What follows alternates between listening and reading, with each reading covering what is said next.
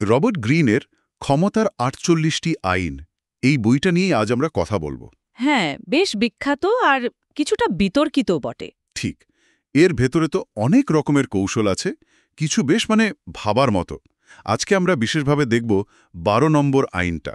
আইন ১২ প্রতিপক্ষকে নিরস্ত্র করতে বেছে বেছে সততা আর উদারতার ব্যবহার। ইন্টারেস্টিং। হ্যাঁ, শুনতে একটু অন্যরকম লাগে, তাই না? একদিকে সততা আর অন্যদিকে ক্ষমতা দখলের কৌশল। হ্যাঁ। গ্রিন বলছেন কি, যে একটা মাত্র ধরুন আন্তরিক বা সৎ আচরণের ভান যদি করা যায়, তাহলে নাকি অনেক অসৎ উদ্দেশ্যকেও আড়াল করে ফেলা যায়। আর উদারতার ব্যাপারটা? সেটাও, অপ্রত্যাশিতভাবে একটু উদারতা দেখালে হয়তো খুব সন্দেহপ্রবণ একজন মানুষও তারও মন গলে যেতে পারে। আত্মরক্ষার দেয়ালটা নাকি দুর্বল হয়ে পড়ে। আচ্ছা। তো আজকের আলোচনায় আমরা ঠিক এটাই বোঝার চেষ্টা করব। এই কৌশলের পেছনের মনস্তত্ত্বটা কি, এটা কি আসলেই কাজ করে, কিছু ঐতিহাসিক উদাহরণ দেখব আমরা। কখন সফল হয় আর কখন হয়তো উল্টো ফল দেয় সেটাও দেখা দরকার। একদম। এই যে সততার মুখোশ, এটা আসলে কতটা শক্তিশালী? চলুন এই ব্যাপারটা একটু গভীরে গিয়ে দেখি। শুরু করা যাক। তাহলে আইন ১২ আসলে কি করতে বলছে? মূল কথাটা যদি বলি, হঠাৎ করে দেখানো সততা বা উদারতা এটা অন্যের মনে একটা ধাক্কা দেয়। ঠিক, একটা অপ্রত্যাশিত ব্যাপার তৈরি হয়। হ্যাঁ, তাদের মনে আপনার সম্পর্কে যে একটা ধারণা থাকে বা সন্দেহ থাকে, সেটা কিছুক্ষণের জন্য হলেও নড়ে যায়। গ্রিন বলছেন এই সুযোগটাই কাজে লাগাতে হবে। যখন কেউ আপনার এই হঠাৎ দেখানো ভালো মানুষিতে একটু প্রভাবিত হচ্ছে, তখন সে নিজের সুরক্ষার ব্যাপারে একটু ঢিলে দেয়। আর তখনই তাকে প্রভাবিত করা বা নিজের আসল উদ্দেশ্য হাসিল করা সহজ হয়ে যায়। ব্যাপারটা এরকমই তো। হ্যাঁ, অনেকটাই তাই। এর পেছনের মনোবিজ্ঞানটাও বেশ ইন্টারেস্টিং। মানুষ তো আসলে বিশ্বাস করতে চায়, বুঝলেন? একটা ভরসার জায়গা খোঁজে। যখন কেউ অপ্রত্যাশিতভাবে ভালো কিছু করে, যেমন ধরেন সততা দেখালো বা খুব উদার হলো, তখন আমাদের ভেতরের ওই বিশ্বাস করার ইচ্ছেটা যেন একটু উস্কে ওঠে। ভালো কিছু দেখলে আমরা ধরে নিই লোকটা ভালো। ঠিক, অনেকটা হ্যালোর এফেক্টের মতো। একটা ভালো গুণ দেখলে আমরা পুরো মানুষটাকেই ভালো ভাবতে শুরু করি, সন্দেহটা কমে যায়। আচ্ছা। আর উপহারের ব্যাপারটা তো আরও আদিম। উপহার পেলে আমাদের মধ্যে প্রায় শিশুর মতো একটা সাড়া জাগে। তখন দাতার উদ্দেশ্য নিয়ে খুব বেশি প্রশ্ন তোলার আগেই আমরা উপহারের আনন্দেই মগ্ন হয়ে যাই। প্রতিরক্ষা কমে আসে। তার এটা শুধু সরল বিশ্বাসকে কাজে লাগানো নয়, বরং মানুষের গভীরের কিছু মনস্তাত্ত্বিক দুর্বলতাকে ব্যবহার করা। একদম, একটা ভালো কাজের আলোয় বাকি অন্ধকার ঢেকে ফেলার চেষ্টা বলা যেতে পারে। এটা তো তাহলে এক ধরনের পারসেপশন ম্যানেজমেন্ট।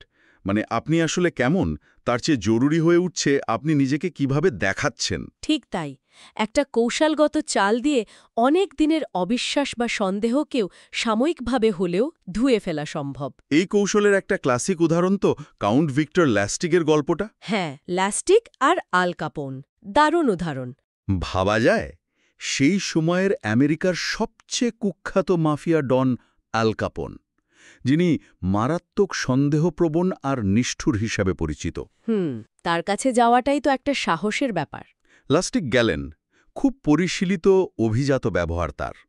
কাপনের কাছে গিয়ে প্রস্তাব দিলেন যে কাপন যদি $৫০,০০০ বিনিয়োগ করেন, তিনি ৬০ দিনের মধ্যে সেটা দ্বিগুণ করে দেবেন। কাপনের মতো লোকের কাছে এটা নিশ্চয়ই খুব অদ্ভুত লেগেছিল, কিন্তু লাস্টিকের ওই আত্মবিশ্বাস, ওই ব্যক্তিত্ব কাপনকে হয়তো একটু প্রভাবিত করেছিল। তিনি টাকাটা দিলেন।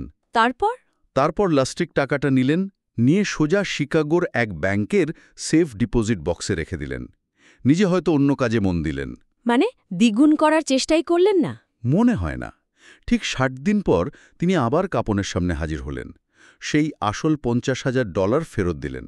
খুব বিনয়ের সাথে বললেন, আমি অত্যন্ত দুঃখিত, আমার পরিকল্পনাটা কাজ করেনি, টাকা দ্বিগুণ করা গেল না। বাহ, এটা তো কাপনের কাছে কল্পনাতীত ছিল নিশ্চয়ই। ঠিক, কাপন হয়তো ভেবেছিলেন লোকটা টাকা নিয়ে হাওয়া হয়ে যাবে, কিন্তু এ তো টাকা ফেরত দিচ্ছে, নিজের ব্যর্থতা স্বীকার করছে। কাপন লাস্টিগের এই অপ্রত্যাশিত সততায় এতটাই অবাক আর বলা যায় মুগ্ধ হলেন যে তিনি পকেট থেকে $৫,০০০ বের করে লাস্টিককে পুরস্কার দিয়ে দিলেন। অবিশ্বাস্য। গ্রিনের মতে লাস্টিগের আসল মতলবই ছিল কাপনের কাছ থেকে এই কম অঙ্কের টাকাটাই পাওয়া, যেটা সরাসরি চাইলে তিনি কোনোদিন পেতেন না। এটা অসাধারণ একটা উদাহরণ। এখানে দেখুন, শুধু সততার অভিনয় নয়, আসল ব্যাপারটা হলো প্রত্যাশা ভঙ্গ করা। প্রত্যাশা ভঙ্গ কিভাবে? কাপন তো অপরাধ জগতের মানুষ। তার জগতে অবিশ্বাস, প্রতারণাই নিয়ম। সততা সেখানে একটা ব্যতিক্রম। ঠিক। লাস্টিগ ঠিক সেই ব্যতিক্রমী কাজটাই করলেন। তিনি কাপনের মানসিক ছকের বাইরে চলে গেলেন। এই অপ্রত্যাশিত কিন্তু বিশ্বাসযোগ্য আচরণটাই কাপনের সন্দেহকে কিছুক্ষণের জন্য হলেও ভোঁতা করে দিয়েছিল। তিনি আসলে সততার অভিনয় দিয়ে কাপনের মনস্তত্ত্বের একটা দুর্বল জায়গায় ঘা দিয়েছিলেন। এটা প্রমাণ করে কৌশলগত সততা কতটা শক্তিশালী হতে পারে, বিশেষ করে যখন অন্যজন আপনাকে অসৎ হিসেবেই ধরে নিয়েছে। কিন্তু এখানে একটা প্রশ্ন থেকে যায়, কাপনের মতো চালাক লোক কি শুধু একটা সৎ কাজেই এতটা প্রভাবিত হলেন, নাকি লাস্টিগের ওই অভিজাত ভঙ্গি, ওই আত্মবিশ্বাস সেটাও একটা ভূমিকা রেখেছিল? সততার কাজটা কি সেই প্রভাবকে আরও জোরালো করেছিল? খুব ভালো প্রশ্ন। সম্ভবত দুটোই একসাথে কাজ করেছে। লাস্টিগের ব্যক্তিত্বের একটা প্রভাব তো ছিলই, অস্বীকার করার উপায় নেই। কিন্তু শেষ পর্যন্ত টাকা ফেরত দেওয়ার কাজটাই ছিল আসল চাল, নির্ণায়ক। ওটা কাপনের পরিচিত জগতের বাইরে একটা ঘটনা। আচ্ছা। আর ওই ব্যতিক্রমী ঘটনায় লাস্টিগের উদ্দেশ্য নিয়ে কাপনের মনে একটা ভুল বিশ্বাস তৈরি করেছিল, যদিও সেই বিশ্বাসটা আসলে ভিত্তিহীন ছিল। লাস্টিগ জানতেন কাপনের মতো লোকের মনের কোথায় টোকা দিতে হবে। বোঝা গেল। আচ্ছা, সততার পাশাপাশি গ্রিন তো উদারতার কথাও বলেছেন। উপহার বা উদারতা। হ্যাঁ, বলেছেন এটাও নাকি একটা শক্তিশালী অস্ত্র। গ্রিন বলছেন খুব কম লোকই নাকি উপহার প্রত্যাখ্যান করতে পারে, এমনকি যদি শত্রুর কাছ থেকেও আসে। উপহার নাকি আমাদের মনের গভীরে থাকা সরলতাকে নাড়া দেয়। হ্যাঁ, অনেকটা শিশুর মতো প্রতিক্রিয়া হয় আমাদের। গ্রিন এখানে ট্রোজান হর্সের বিখ্যাত উপমাটাও ব্যবহার করেছেন। আচ্ছা, ট্রোজান হর্স। হ্যাঁ, বিশাল কাঠের ঘোড়া, দেখতে নিরীহ একটা উপহার, কিন্তু ভেতরে লুকিয়েছিল গ্রিক সৈন্যরা, যারা ট্রয় শহর ধ্বংস করেছিল। বুঝেছি, মানে উদারতার মোড়কের আড়ালে অন্য উদ্দেশ্য লুকিয়ে রাখা যায়। ঠিক। মানুষ সাধারণত উপহারের পেছনের উদ্দেশ্য নিয়ে খুব একটা সন্দেহ করে না, আনন্দের ভাগটাই বড় হয়ে ওঠে। এই উদারতার কৌশলেরও কি কোনো ভালো উদাহরণ আছে? আছে। রোমান সেনাপতি ক্যামিলাসের গল্পটা এক্ষেত্রে বেশ উল্লেখযোগ্য। ক্যামিলাস, আচ্ছা বলুন। এমন সময় একদিন শহরেরই একজন স্কুল শিক্ষক, তিনি শহরের কয়েকজন সম্ভ্রান্ত পরিবারের ছেলেমেয়েকে নিয়ে চুপি চুপি ক্যামিলাসের শিবিরে হাজির হলেন। বলেন কি, নিজের শহরের ছেলেমেয়েদের নিয়ে শত্রুর কাছে? হ্যাঁ, তার প্রস্তাব ছিল সে এই ছেলেমেয়েদের রোমানদের হাতে তুলে দেবে। এরা সব বড় ঘরের ছেলেমেয়ে, এদেরকে জিম্মি করলে ফ্যালিস্কানরা আত্মসমর্পণ করতে বাধ্য হবে। আর তার নিজের কি লাভ? সে পুরস্কার পাবে, এটা ছিল তার প্রস্তাব। চরম বিশ্বাসঘাতকতা। ক্যামিলাস কি করলেন? নিশ্চয়ই সুযোগটা নিলেন। না, ক্যামিলাস এই অনৈতিক সুযোগটা নিলেন না। উল্টে তিনি শিক্ষককে বন্দী করলেন, তার পোশাক ছিঁড়ে দিলেন, হাত পেছনে বাঁধলেন। তারপর তিনি ওই ছেলেমেয়েদের হাতে লাঠি আর বেত তুলে দিলেন। বললেন এই বিশ্বাসঘাতক শিক্ষককে মারতে মারতে শহরে ফেরত নিয়ে যেতে। বাহ, এ তো পুরো উল্টো চাল। একদম। এই ঘটনা ফ্যালিস্কানদের মধ্যে বিশাল আলোড়ন তৈরি করল।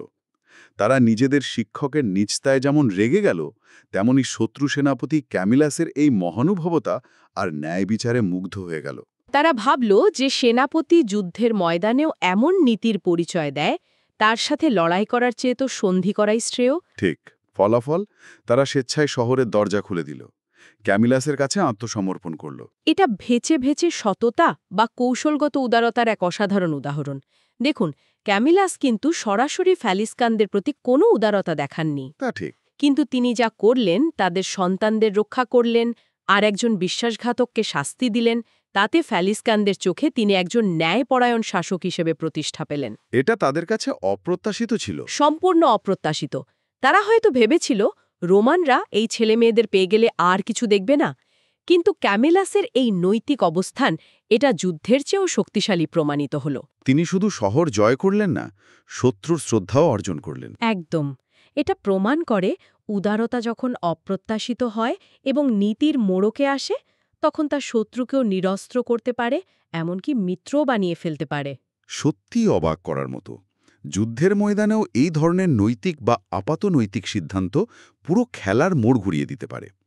কিন্তু এই আইনটা, মানে এই কৌশল, এটা কি সবসময় কাজ করে? এমন পরিস্থিতিও কি আসে না যখন এই সততা বা উদারতার মুখোশটা ধরে রাখলে বরং ক্ষতি হয়?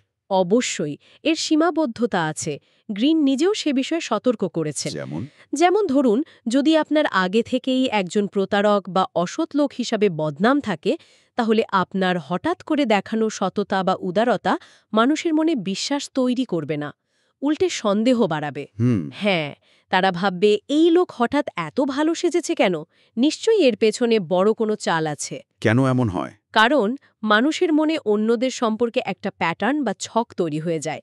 সেই পরিচিত ছকের বাইরে কিছু ঘটলে সে তো অস্বাভাবিক লাগে, অবিশ্বাস্য মনে হয়। মানে যার দীর্ঘদিনের কুখ্যাতি আছে তার হঠাৎ ভালো মানুষটা বিশ্বাসযোগ্য হয় না? ঠিক। গ্রিনের মতে এমন পরিস্থিতিতে হয়তো নিজের সেই পরিচিত অসৎ ভূমিকাটাই আরও দক্ষতার সাথে অভিনয় করা বেশি কার্যকর হতে পারে। মানে সততার মুখোশ না পড়ে নিজের বদনামটাকেই ব্যবহার করা। এই প্রসঙ্গে আবার সেই কাউন্ট লাস্টিগের কথাই মনে পড়ছে, তার অন্য একটা বিখ্যাত প্রতারণা। আইফেল টাওয়ার বিক্রির ঘটনাটা। হ্যাঁ, যখন তিনি আইফেল টাওয়ার বিক্রি করার মতো এক অসম্ভব পরিকল্পনা করেছিলেন, প্রায় সফলও হয়ে গেছিলেন, কিন্তু শেষ মুহূর্তে একজন ক্রেতার মনে একটু সন্দেহ দেখা দিল। তখন লাস্টিক কি করলেন? তিনি বুঝতে পারলেন তার ওই ভদ্রলোক সৎ মানুষের অভিনয় আর কাজ করছে না, ক্রেতা সন্দেহ করছেন। তখন তিনি আচমকা ভুল পাল্টে ফেললেন। তিনি একজন দুর্নীতিগ্রস্ত সরকারি কর্মকর্তার ভূমিকায় ঢুকে পড়লেন। মানে তিনি ক্রেতার কাছে সরাসরি ঘুষ চাইলেন। বললেন যে এই ডিলটা মসৃণভাবে করতে হলে তাকে কিছু সুবিধা দিতে হবে। বলেন কি, ঘুষ চাইলেন? হ্যাঁ, আর আশ্চর্যের ব্যাপার হলো এই অপ্রত্যাশিত কিন্তু পরিচিত অসৎ আচরণটাই ক্রেতার সন্দেহ দূর করে দিল। কিভাবে?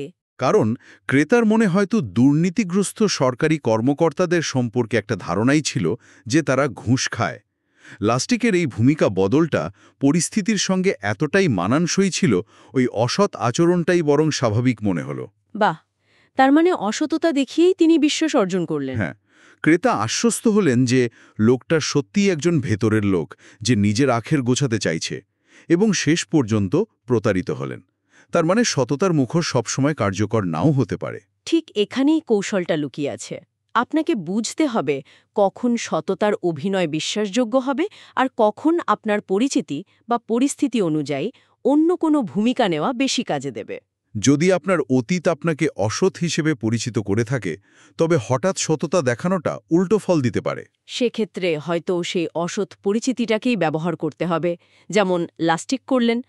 প্রত্যাশিত অসৎ আচরণ, যেমন ঘুষ চাওয়া, সেটাই প্রতিপক্ষকে বিভ্রান্ত করতে পারে।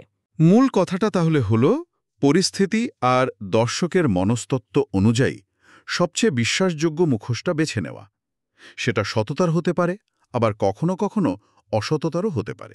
একদম। তাহলে পুরো ব্যাপারটা যদি সংক্ষেপে বলি, দাঁড়াচ্ছে এরকম: সততা বা উদারতা, এগুলো নিজেরা ভালো কি মন্দ, ক্ষমতার খেলায় সেই প্রশ্নটা গৌণ। এগুলো আসলে হাতিয়ার। নিছকই হাতিয়ার। কখন কোনটা ব্যবহার করতে হবে বা আদৌ ব্যবহার করতে হবে কিনা, সেটা নির্ভর করছে আপনার লক্ষ্য কি, পরিস্থিতি কেমন, আর আপনার প্রতিপক্ষের মানসিক গঠন কেমন তার ওপর। এটা আসলে অন্যের উপলব্ধি আর প্রত্যাশা নিয়ন্ত্রণের একটা খুব সূক্ষ্ম খেলা, পারসেপশন ম্যানেজমেন্ট। ঠিক। আর এখানেই একটা গভীর প্রশ্ন আমাদের ভাবায়, তাই না? কিরকম? এই যে ক্ষমতার জটিল খেলা, যেখানে সততার ভান করাটাই একটা কার্যকর কৌশল হতে পারে, সেখানে আসল সততা আর এই কৌশলগত সততার মধ্যে আমরা পার্থক্য করব কিভাবে? এটা একটা কঠিন প্রশ্ন। আমরা কি প্রতিনিয়ত এমন মানুষের মুখোমুখি হচ্ছি না, যাদের দেখানো উদারতা বা আন্তরিকতা আসলে কোনো গভীর উদ্দেশ্য সাধনের উপায়? এই যে সত্য আর মিথ্যার মধ্যেকার সূক্ষ্ম পর্দা, এটা ভেদ করতে না পারাটা আমাদের ব্যক্তিগত সম্পর্ক, সামাজিক বিশ্বাস, এগুলোর ওপর কি প্রভাব ফেলছে? আমরা নাকি না জেনেই রোজ এ ধরনের মনস্তাত্ত্বিক খেলার শিকার হচ্ছি? হয়তো হচ্ছি। এটা নিয়ে ভাবার অবকাশ আছে। সত্যিই ভাবনার বিষয়। এই গভীর এবং কিছুটা অস্বস্তিকর আলোচনায় আমাদের সাথে থাকার জন্য ধন্যবাদ। ধন্যবাদ। ক্ষমতার খেলার আরও অনেক দিক, অনেক কৌশল নিয়ে আমরা নিশ্চয়ই ভবিষ্যতে আবার কথা বলবো।